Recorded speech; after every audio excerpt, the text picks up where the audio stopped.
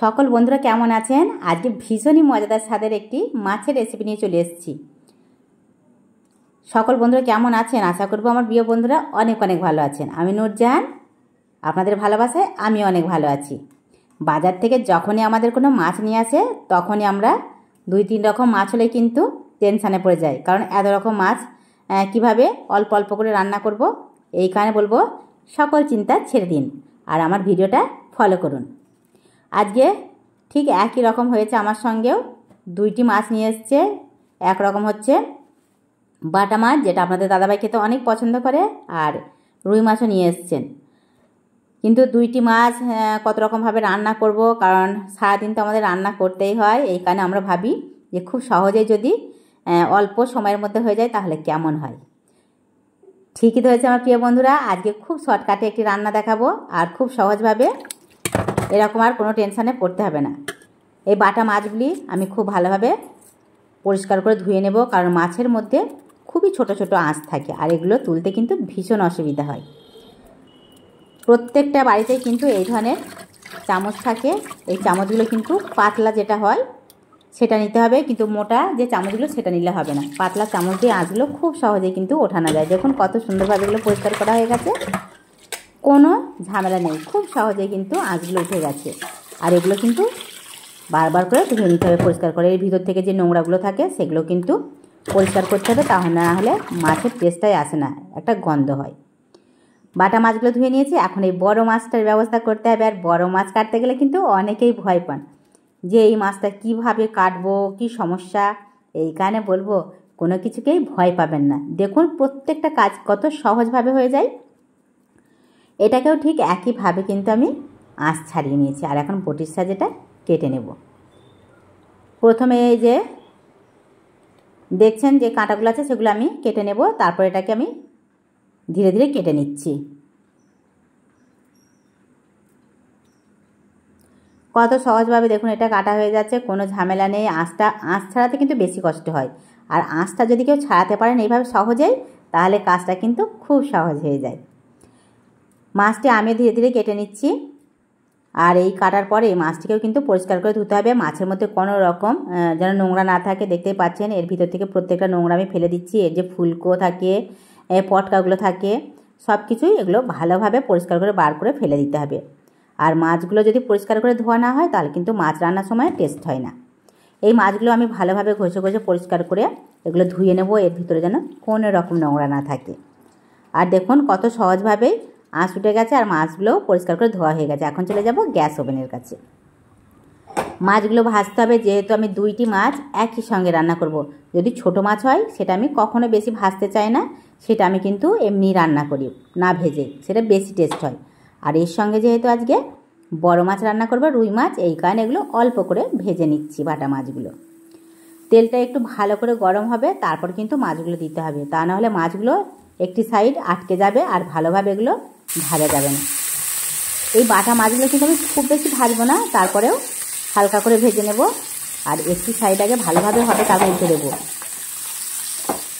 যেহেতু আমি অল্প তেল নিয়েছি এই কারণে বারবার তেলটাকে একটু ভালোভাবে নাড়ি চাড়িয়ে দেখছি। আর দেখুন আটকে যাচ্ছে, তার মানে এটা এখনও পর্যন্ত ভালোভাবে নিচটা হয়নি। এই কারণে অপেক্ষা করতে হবে, এটা ভালোভাবে নিচেরটা হবে, তারপর এটাকে উল্টে দেবো, তাহলে খুব সহজে দেখুন উল্টে যাবে। এটা ধীরে ধীরে এখন আমি উল্টে দেব, কারণ একটা সাইড হয়ে গেছে আর বাকি সাইডটা আমি ভেজে নেব। এটা দেখতে পাচ্ছেন হালকা করে ভেজেছি। আমি এটা খুব কড়া করে ভাজবো না, কারণ বাটা মাছগুলো খুব কড়া করে ভাজলে না এর টেস্টটা চলে যায়। আর বড় মাছগুলো আমি একইভাবে ভেজে নিচ্ছি ওই তেলের মধ্যেই।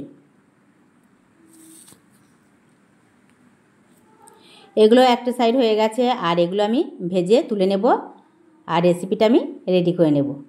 কড়াই বসিয়ে দিয়েছি গ্যাস ওভেনে, আর এর মধ্যে দিয়ে দেব সরিষার তেল। আমি এই মাছটি কিন্তু সরিষার তেলেই তৈরি করছি। আর দিয়ে দেব পেঁয়াজের টুকরো। পেঁয়াজগুলো আমি লম্বা লম্বা কেটে রেখেছিলাম, সেগুলো এর মধ্যে দিয়েছি।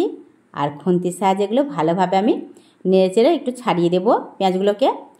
আর যখনই একটু হালকা ব্রাউন কালার হয়ে আসবে তখন এর মধ্যে দিয়ে দেব টমেটোর টুকরো, কারণ মাছের মধ্যে যদি একটু টমেটোর টুকরো না পড়ে তাহলে কিন্তু এর টেস্ট ভালো আসে না। এই কারণে অবশ্যই টমেটো দেওয়ার চেষ্টা করবেন।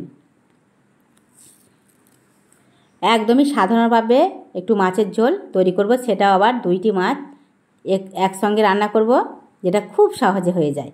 এর মধ্যে দিয়ে দিচ্ছি আমি টমেটোর টুকরো। আমি বেশি টমেটো দিইনি, আমি একটি টমেটো দিয়েছি এর মধ্যে।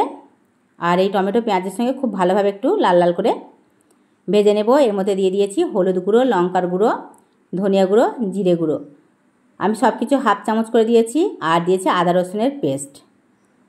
এখন সামান্য জল দিয়েছি, আরেকটু আমি জল দেবো, তাহলে এই মশলাটা নিচে লেগে যাবে না। আর খুব সুন্দরভাবে পেঁয়াজ আর টমেটো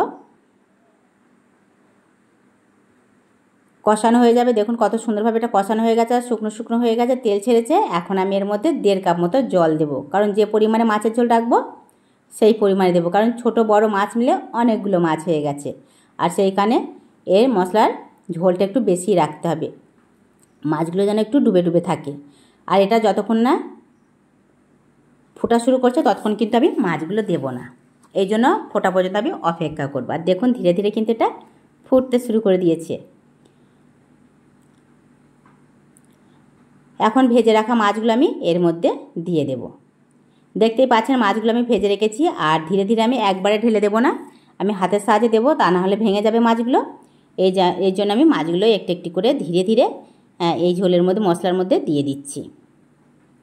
সবগুলোই আমি দিয়ে দেবো, বাটা মাছ আর রুই মাছ। কিন্তু আজকে আমি একসঙ্গে রেসিপিটা রেডি করছি। আর এটা খেতেও কিন্তু দুর্দান্ত লাগে। মনে মনে ভাবছেন হয়তো যে বাটা আর রুইয়ের টেস্ট কীভাবে বুঝবো, কিন্তু দুটো মাছই একসঙ্গে রান্না করে দেখবেন, দুর্দান্ত লাগবে খেতে এই মাছ রেসিপিটা। সবগুলো আমি ধীরে ধীরে দিয়ে দিচ্ছি। আর ছোটো বড়ো মাছ মিলে অনেকগুলোই মাছ হয়ে গেছে, সেটা দেখতেই পাচ্ছেন। একটি মাছ ভেঙেও গেছে, সেটা আমি দিয়ে দিচ্ছি। এটা তুলতে গিয়ে ভেঙে গেছে, এটা আমি এর মধ্যে দিয়ে দিয়েছি। এখন এটাকে আমি মাছগুলো হালকা করে একটু মশলার মধ্যে ডুবিয়ে দেব আর ঢাকনা দিয়ে রেখে দেব 10 মিনিট মতো, লো টু মিডিয়ামে রাখবো। আর 10 মিনিট পর আমি মাছটা দেখছি যে কেমন হয়েছে। দেখুন এর ঝোলটা কতটা শুকিয়ে গেছে আর কি দুর্দান্তভাবে রেডি হয়ে গেছে মাছটা। এইভাবে তৈরি করুন সকল প্রিয় বন্ধুরা, খেয়ে দেখুন যে এই বাটা ও রুইয়ের ঝোল কেমন লাগে, এই দুর্দান্ত স্বাদের অসাধারণ রেসিপিটি।